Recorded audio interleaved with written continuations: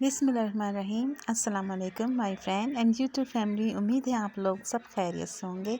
और जनाब मैं आज सबके लिए एक रमज़ान स्पेशल ज़बरदस्ती रेसिपी लेके आई हूँ। रमज़ान में तो रोज़ा खोलने के बाद अक्सर चटपटी सी चीज़ और स्नैक्स खाने को दिल चाहता है और कम टाइम में बन जाए, बच्चों के भी फेवरेट हो। तो ये देखें, मैंने बहुत ही creamy vegetable chicken bread ball बनाए हैं, इतने मज़े के, बाहर से क्रिस्पी। ये देखें, आपको मैं चेक कराती हूँ।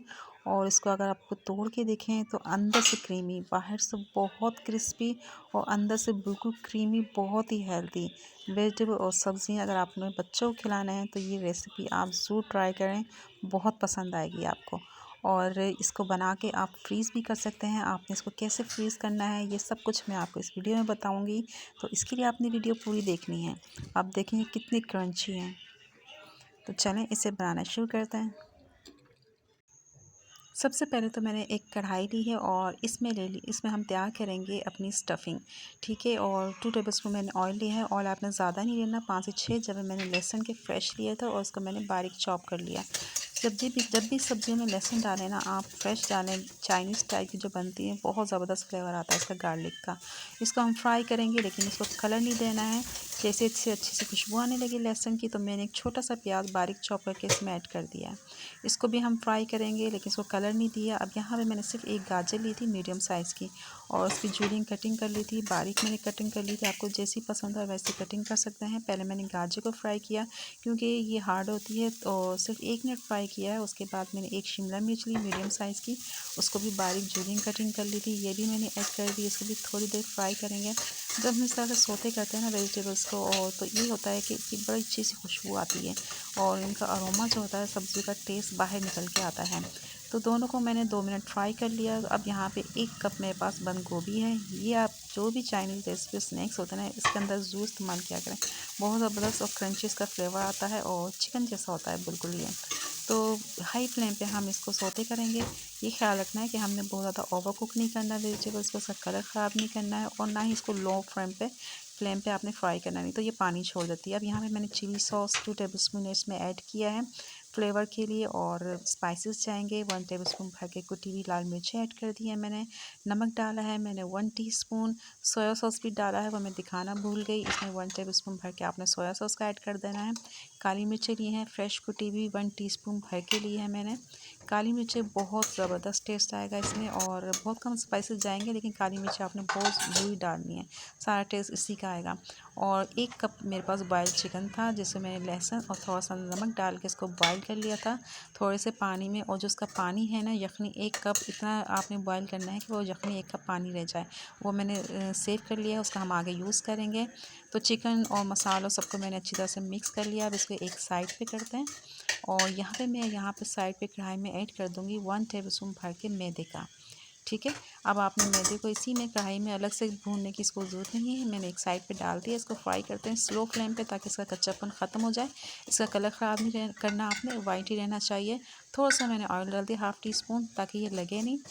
तो देखें खुशबू आने लगी इसकी, मैदे का कच्चापन ख़त्म हो गया सारा। अब ये जो यखनी थी ना मेरे पास चिकन की रखी हुई, अगर आपके पास नहीं है कोई बात नहीं, आप इसमें पानी भी ऐड कर सकते हैं, वो आप इसमें ऐड कर दें ताकि मैदा जो है इसमें मिक्स हो जाए।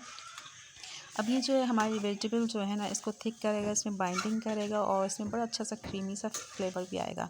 तो 2 मिनट आपने मसलसल इसको लगातार चलाते रहना है ताकि जो है इसका कच्चापन ख़त्म हो जाए, मैदे का ये अच्छी तरह से मिक्स हो जाए और ये थिक हो जाए। तो चलो इसको मैंने ठंडा होने के लिए रख दिया था और ये ठंडी हो गई है हमारी वेजिटेबल्स और चिकन। तो मैंने 1 टेबलस्पून इसमें भर के मायोनीज़ का ऐड कर दिया। इसको मिक्स कर लेते हैं। इससे बहुत ज़बरदस्त टेस्ट आएगा इसमें। जब आप बॉल्स खाएंगे ना चिकन के, तो आपको ऐसे लगेगा कि आप चीज़ इसमें आपने ऐड की है। तो अब हम लेंगे डबल रोटी। मैंने ब्रेड ली है और आपने पानी लेना है, इसको एक साइड से आपने डिप करना है, बहुत ज़्यादा डुबोना नहीं है पानी में इसको। और फिर हाथों से दबा के अच्छी तरह से आपने इसका सारा पानी निकालना है। मैं आपको 2 तरीके से बताऊंगी, एक छोटे साइज़ के और एक बड़े साइज़ के, और किस में आपको आसानी रहेगी ये भी आपको मैं ठीक ठीक बताऊँगी।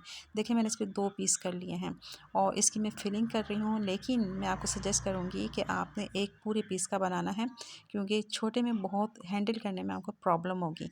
और बॉल बनाते वक्त जब अक्सर लोग आप ट्राई करते होंगे तो इसमें जो होल्स रह जाते हैं या सही तरह से आपसे कवर नहीं होता है। तो इसके लिए क्या करना है ये मैं बड़ी ज़बरदस्ती आपकी टिप बताऊँगी, तो आप ये देखते रहिएगा सही तरीके से मेरी वीडियो। तो ये मैंने छोटे साइज़ का बनाया है, तो इसको मैंने बना लिया है और दूसरा मैं आपको बना के दिखाऊँगी बड़े साइज़ का।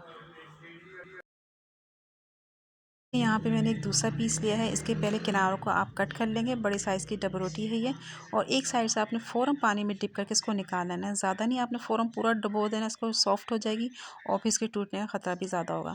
अब 1 टेबलस्पून मैंने इसकी फिलिंग ले ली है। इसको फिल करते हैं। किनारों को चारों तरफ से उठाते हुए स्लो, आपने प्रेस नहीं करना कि डबल रोटी हमारी टूटे नहीं। इसमें होल नहीं रहना चाहिए, कहीं से फटे नहीं तो आपका ऑयल इसमें चला जाएगा फ्राई करते वक्त। तो ये देखें इस तरह से मैंने बना ली हैं। और अगर आपके बीच में लगता है कहीं से कोई जगह है खाली है, आपको होल नज़र आ रहा है या सही से कवर नहीं हुआ, तो आपने क्या करना है, इसके लिए मैं आपको इसका एक तरीका बताती हूँ। देखें, ये मैंने एक जितने भी डबल रोटी है ना, ये जो हमने देखें कितने सारे हमारे बन गए हैं, और अभी भी मेरी जो है चिकन और वेजिटेबल की स्टफिंग बच गई है। तो ये देखें, ये मैंने एक उठा लिया है जिसमें थोड़ी सी मेरी स्पेस रह गई थी, कवर नहीं हुआ था सही सा।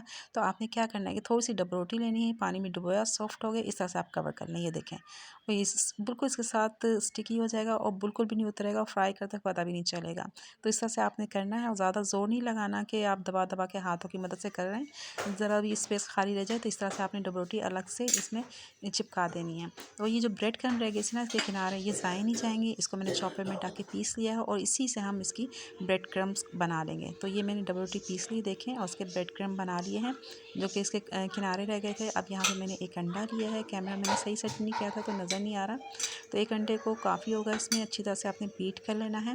पहले अंडे में डिप करें, फिर जो हमने ब्रेड क्रम्ब बनाई है ना डबल रोटी के किनारों की, इसमें आपने डिप करना है अच्छी तरह से, और गीला हाथ इसमें ऐड नहीं करना, नहीं तो आपको कोटिंग में इसकी परेशानी होगी और इसकी सही कोटिंग नहीं होगी।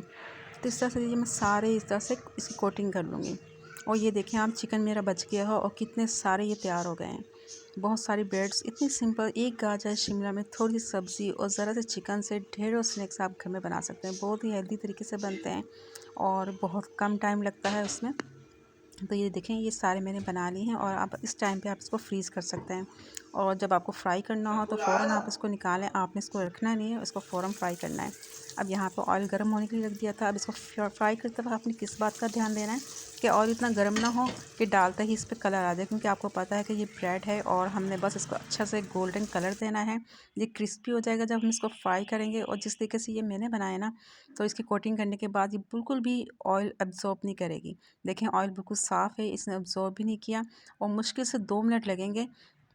मीडियम फ्लेम पे गर्म ऑयल में आपने इसको फ्राई करना है। जैसे ही इसका अच्छा सा गोल्डन कलर आएगा तो आपने इसको निकाल लेना है और गरम गरम इसको सर्व करना है। बहुत क्रिस्पी होते हैं बाहर से, आप गरम इसको खाएंगे तो, और अंदर से सॉफ्ट, क्रीमी, जूसी और मज़े के बनते हैं ये। और इफ्तार में इसको बनाएं, इंजॉय करें, आपको ये रेसिपी बहुत अच्छी लगेगी।